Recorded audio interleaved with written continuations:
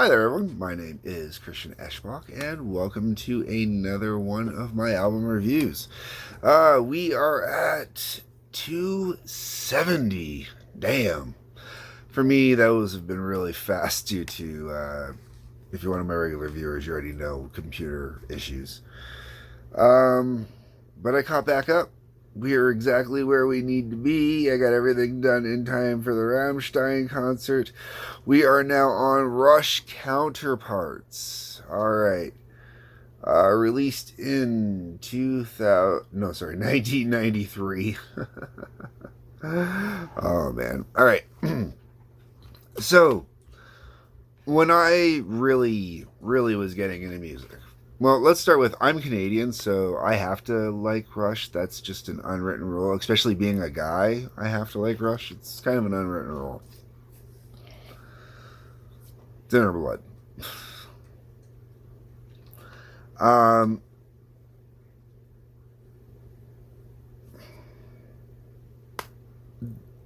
Rush. Everybody knows Rush for their big epic stuff, and the fact that they're this amazing prog metal band. This is right about the point where they actually earned the metal part of that. This is a very heavy album. The thing is, it's not a very prog album. Like, it is, but it isn't. This is definitely a more commercial sort of album. I know it had a lot of commercial success. I know it even still gets some regular play on at least one track, one or two tracks. Surprisingly, not one of the singles though. This was actually the first new Rush CD I bought. My dad had the Roll the Bones album right after it came out, so I didn't need to get that one. But I bought this one as soon as it came out in the stores. It's one of those ones, saved up a few bucks, went and got it. Was happy I did. It's actually an album I still regularly listen to. This album, I would definitely say, in its sound in general, is definitely a little more commercially, but it's not. The commercially it is, and what I'm calling commercial, is more what early 90s metal kind of was, or hard rock kind of was. Even a little grunge to a degree, but not really, just kind of maybe in the production values, the production sound maybe, but not so much. This definitely, this to me, would hit more like it was Bob Rock kind of producing it. And it's not Bob Rock that produced it. It was Peter Collins and Rush. I don't have any information up for Peter Collins, sorry, so I can't talk about it. Let's just get into the songs here. The album opens up with Animate. This is one of those songs that is played, sort of still, was played a lot back then. Really became a good single. It was a good lead off. It was radio friendly. Well, sort of radio friendly. I should mention, like, in the 90s, radio nowadays is back a little more towards that songs don't usually go over like 3.5 minutes. 3.5 minutes is considered a bit of a long radio song. In the 90s, it became a lot more normal, especially for the hard rock stations and the metal stations, to play 5-minute songs as the normal, 4.5, 5 minutes. Animate at 6 minutes still would get regular play, and that's because it was textured enough, because it's Rush, to grab you on a multitude of levels. Now, granted, most of the time if I heard it being played on the radio, it was usually Canadian radio, not or one of the music channels, not some, or music videos channels, sorry. It wasn't so much the US channels. I think maybe one of them would play it once in a while. It gives you a good idea of what you're looking at on this album, tone-wise, sound-wise, music-wise, writing-wise, production-wise. It's a good, well-rounded start to the album. And it's not a song that I feel I need to skip in the slightest. Like this is an album I play through beginning to end. After that, you get to Stick It Out. Stick It Out was I believe, the first music video they released off of this album. 4 minutes, 30 seconds.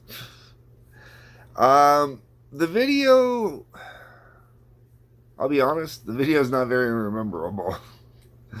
It's been a long time since I've watched it, but there's no part of it that's really sticking out in it. I just remember going, ooh, new Rush. Yeah, cool. I'm being really excited. After that, you get to Cut to the Chase. I enjoy that one. And I think that one actually still gets a little radio airplay out of the US stations every now and then, even. Really cool tune. Then you get to the epic, magnificent, beautiful, acoustic Nobody's Hero. Oh, I've heard Rush perform this song without the orchestration backgrounds, just acoustics, kind of. And then, there's a studio version, and oh my god, this song is just beautiful. It is one of the best songs that Rush honestly has ever released. And I don't have numbers, so I'm not going to say that it's their best radio hit they've ever had. But I wouldn't be surprised if it was. It's just that good of a song. I mean, like, this is.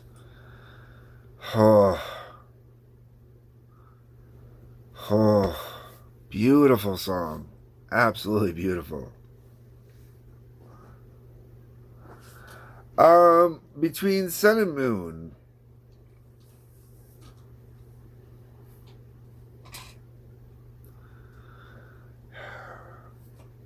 If you're Canadian, I said Between Sun and Moon has a very Canadian sound from 1993. You would know what I mean. There's parts of this that there are so many other elements that I can hear or I heard in other Canadian bands at that time that I really kind of go, huh, okay. Because Canadian had alternative music, but we didn't have grunge per se. There were a few bands that dabbled in grunge, but that's all they did was dabble in it. So this definitely had some alternative vibe and alternative feel to it. Not a bad tune. I enjoy it, but not one that I go out of my way to listen to. Next track, I could say the same thing as well about not going out of my way to listen to. Next track is Alien Shore, but it is a good tune. Every song on here is layered and textured, and one great thing about Rush doing more commercial songs where, you got your more standard intro, verse, chorus, middle, verse, chorus, end. Using a method like that, this definitely has more of that vibe the whole way through. And even with that vibe the whole way through, because of the way that Rush is, choruses may be the same or may sound very similar, but that doesn't mean you don't get growth that whole way through the song. And it really makes a difference when it's a band like Rush. Like, when I think of all the albums I've got from the 90s, so, and we're talking like, say, all the albums I have from 1990 to, say, 1995. And I'm even willing to go up to 1999. There are only probably about 3 or 4 albums I listen to more than this one. And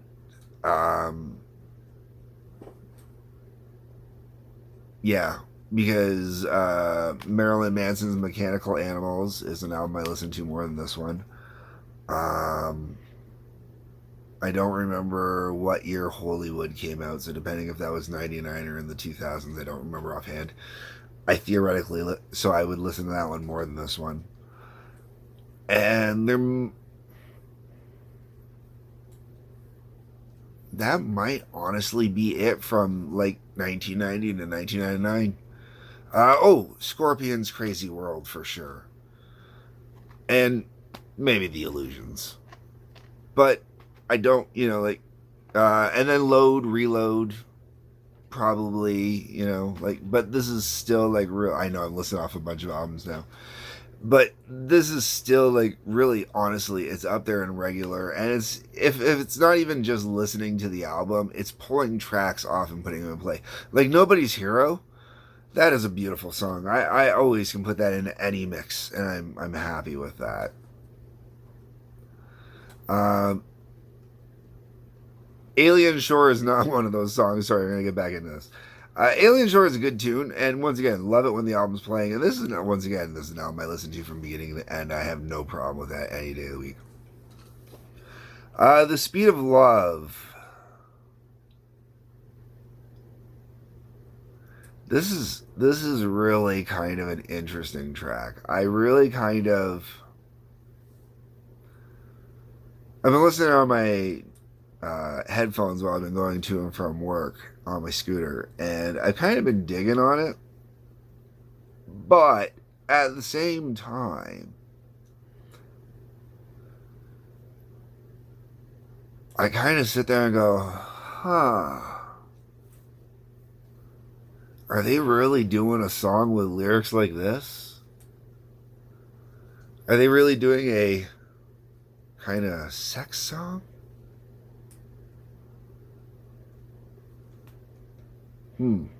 Anyways, moving on. Double Agent is really cool. This one's definitely a music track. Oh man, really dig it. And when the vocals do kick it and stuff like that, it's really cool. And once again, I don't know, not a track I would often put into mixes, but still, oh, great, fantastic. Leave That Thing Alone. This one, if I want to put an instrumental mix together, which I do from time to time, Leave That Thing Alone definitely belongs in there. It's one of those ones where I think it's been forgotten about over time. And that's just because people want, the classic like YYZ, right? La Villa Stanziato, stuff like that, right? So people tend to forget about Leave That Thing Alone. And they really shouldn't, because it's really a really good tune and it's really enjoyable. And I really do think that people need to check it out just for the instrumentality of it more often. If you're really into music, if you're really into making music as a musician, getting together with a band, creating instrumental tracks, this is the type of track you have to listen to. It really is. Especially if you're into prog. Ooh, yeah. Cold Fire. Okay. So this definitely is a single, and this is track I remember got a lot of radio play. A lot. On US stations got a lot of radio play. And it's a really, really decent radio tune, and at the time it definitely was the type of track that would be a radio hit at the time. I don't know if it still gets the same play as it does. Like Nobody's Hero still gets the same radio play that it used to get. Like I can still, you can call a radio station up and say, "Hey man, put on Rush, Nobody's Hero." Yeah, as long as it's an independent station, it'll be on. Really, really killer tune. But Cold Fire is definitely in the great annals of rock history been kind of dissipated a little from what it used to be. I personally always kind of went, really, this is the song they're gonna play from this station, or this CD. When I would hear it on the TV, it was always really kind of fun. Or not the TV, sorry, the radio. I always thought it was kind of funny. I'm like, there's so many tracks on here, and that's the one you're gonna go with. Okay, guys. And then the album finishes off with Everyday Glory. And I kind of get why they finished the album with this one. But at the same time, I kind of go, why? I personally, I might have switched it up with Cold Fire, to be honest with you. I might have finished on Cold Fire. There's quite a few tracks on here No, maybe not. I mean, you go classic cliche and finish with Nobody's Hero. That would have been a choice move to finish the album out. Cold Fire would have been fine to finish the album as well, I think. Um,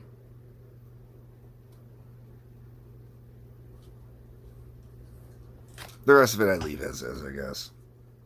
Anyways, folks, I'm going to cut this one short. I don't really have too much else to add to this one other than if you do not have Rush Counterparts, you really should get Rush Counterparts.